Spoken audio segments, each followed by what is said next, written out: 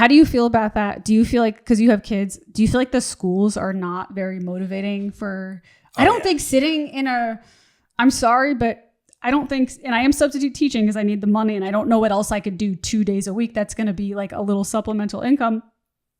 But I don't think sitting in a room with barely any windows with those like white walls and those like cold being told floors to be quiet, for 8 hours, asking to go to the bathroom 8 hours a day. Yeah. I think there's I used to do a podcast with Jay Yoder, who is a teacher, and I think that the school system, I think schooling sucks. First of all, it should be year round. Yeah. You don't need 3 months to forget everything. Yeah. You don't need that. It should be year round. The school day should be way shorter. Yeah. 4 hours. Yeah. I was fine with 4 hours, but by the end of that, think of this: when you start paying for education, you go to college, you get one class Monday, Wednesday, Friday for an hour. Yeah.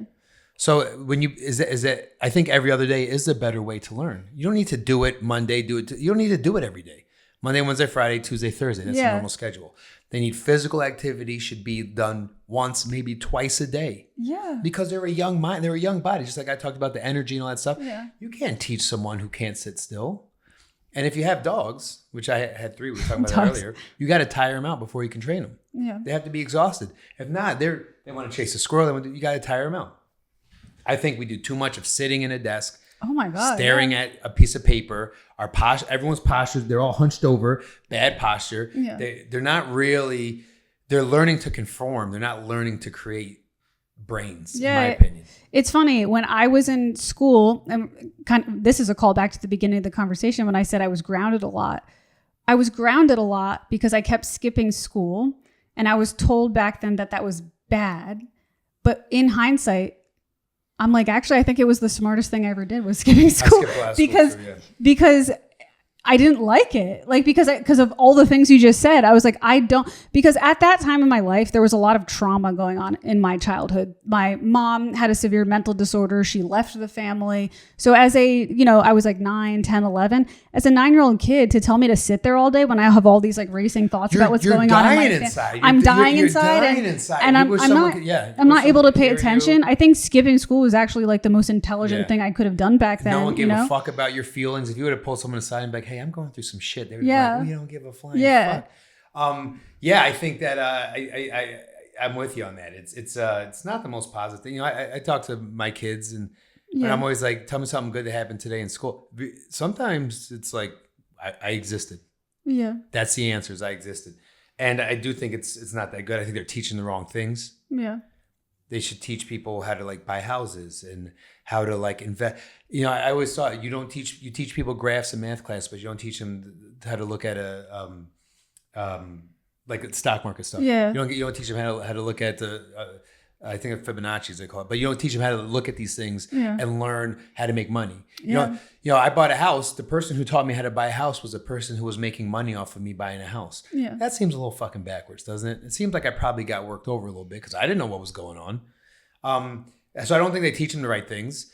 And I also think there's always a bit of a conflict between teachers and students. Not all of them, but I think there is a little bit of like control, dominant.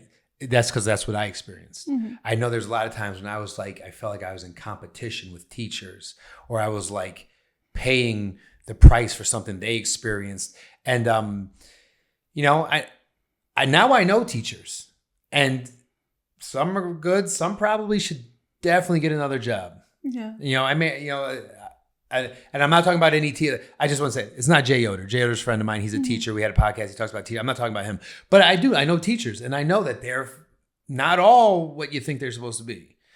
And I think schooling sucks. Yeah. I think it's really horrible. Doing the substitute teaching was kind of a validating experience for me, because I'm like, oh, the reason I left this as a kid is because it sucks. Yeah, like as an adult I'm doing this in a different role, I still don't want to be here for 8 hours. Yeah. 4 hours I could do. Yeah. 8 hours is too much. And I think it's also designed around, again, money is the root of all evil. They don't care what's best for the kids, because at the end of the day, they need the adults at work for 8 hours. Yeah. So they got to put the kids there, even if it's not good for them, even if it's going to create more stupid adults by putting them there. And I think the school, I think it lasts way too long. It starts way too early and lasts way too long. Yeah. No one else can. when I was in corporate America, I couldn't do that. Yeah. I couldn't be there at 8 and be sharp all the way through. And then you got some kid who's like probably has ADHD, probably has a shitty diet, ate too much sugar, didn't get enough food, didn't get enough sleep. Someone's beating them. And now you're like, now come here and conform to what we say is the right thing to do. That's kind of stupid. And to like further your point, to add on to that about what are they even teaching? The most valuable thing that I actually remember learning from high school was my home ec class where I learned how to sew, because I've saved so much money on like they taught home ec and I actually was around for that because I thought it was fun. As an adult, I can't tell you how many times like the cat scratched the couch and then instead of getting a new couch, I've saved so much money sewing things back together. My pants, like I don't have to go to a tailor. So I get large pants and then I just sew the waist in, to fit my body and stuff like that. Yeah. And they told us, when I was in school, they told us, if you don't go to college, you'll probably be a loser who will die broke and be in pain your entire life. They also don't educate about student loans, because I took out student loans and now I'm in so much debt because of that. They just say, go to college at all costs, take out a student loan. And they don't fully educate. They don't teach the kids. By the way, if you take out a student loan, you cannot file that in bankruptcy. You're stuck with that for the rest of your life. Like they don't teach stuff like that. You know what I mean? That's a racket. I mean, and I see that's white collar evil. Why the fuck you charging people $30,000 to learn? Yeah. To learn enough to navigate life. Yeah. College is expensive as fuck. Like you can't just like. And by the way, when you say $30,000 to learn, that's in a year now. That's not even the whole thing. It used to be $30,000 for the whole thing. Nowadays, that would be reasonable. And then just for a year. And look at your like Psych 101. Look at some of the classes you took.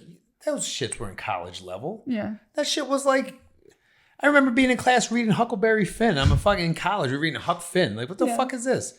But you're paying money for that shit.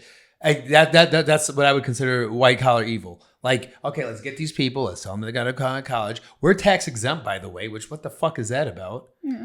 We're tax exempt, so we're everybody here is rich. The school is loaded, and these people are going to pay for it for the next however many years. Yeah. I think if you're a university that's tax exempt, I think you should have to do way more in the community. Same with churches and mosques and synagogues. If you're going to be tax exempt, you got to do a lot for the community, and you got to be able to show it. Yep. You know what I'm saying? Like real shit. Like there should be free camps, there should be free food, there should be free activities, there should be seminars, there should be, and maybe there are, and I don't know about them. Yeah. But if there's not, which to my knowledge there's not, there should be. You know what else sucks? In my college, I was a music student. There was one year where they needed a professional piano player to play for one of their cocktail events. Mm-hmm. They hired me and paid me, and I was so happy about it. Then the next year, they said, wait a second. Let's just use one of the free students. And they stopped, because I was, a senior at this point, so I was more advanced. Yeah. They said, let's just use the freshmen. Yeah, some freshmen who need They'll be excited just for the opportunity. And it's like, what the fuck, man? You guys were able to provide a job, a useful job for one of your students. You had the money to pay it. It was like a cocktail event with steaks and stuff like that. They were having like steak dinners and all. Pay the kids, like or pay one of the more professional kids. Don't that's white collar evil right there. That's what I call white. Yeah. That means someone sat in a meeting and was like, actually, what if we didn't get? We could get. I got a couple of freshmen that would do this for less. Yeah, or free. They did it for free. Yeah, and they were like, "Yo, well, let's do that." They wouldn't let them put up a tip jar either, because that's the other thing. It's like, hey, if we put up a tip jar, at least we'll get something. They would say, "Oh, that looks." They'd say, "Put the tip jar." It looks bad. It's like, oh, it looks like what you're. Like someone's trying to generate revenue that looks bad. Yeah, or it makes it obvious that you're not paying them, and that's why they have to put a tip jar up. Now that's the evils that I'm talking about. So you have people in debt. People with sociology degrees in debt for $90,000. What? How could you? College should do this. They should get rid of certain majors. Yeah. Get rid of that. Don't let's do like. How can you, with a straight face, accept this money that this person doesn't have and be like, "You're making a great choice, son or daughter, whatever." Yeah. And then, good luck getting a job, but we got you for $90,000, so we don't give a fuck. Hey guys, it's me, your host, Andrea Pranzatelli. If you enjoyed this clip today, please don't forget to hit subscribe. It is my dream to become a full-time podcaster, and your support helps more than you could possibly know. So again, hit that subscribe button to help me keep the momentum going on this channel. Also, for every single clip, there is a link in the description to the full episode if you would like to hear the full episode. And I also have a link to my Instagram below if you'd like to follow me on Instagram as well. So that's it. Have a good day, guys. Bye.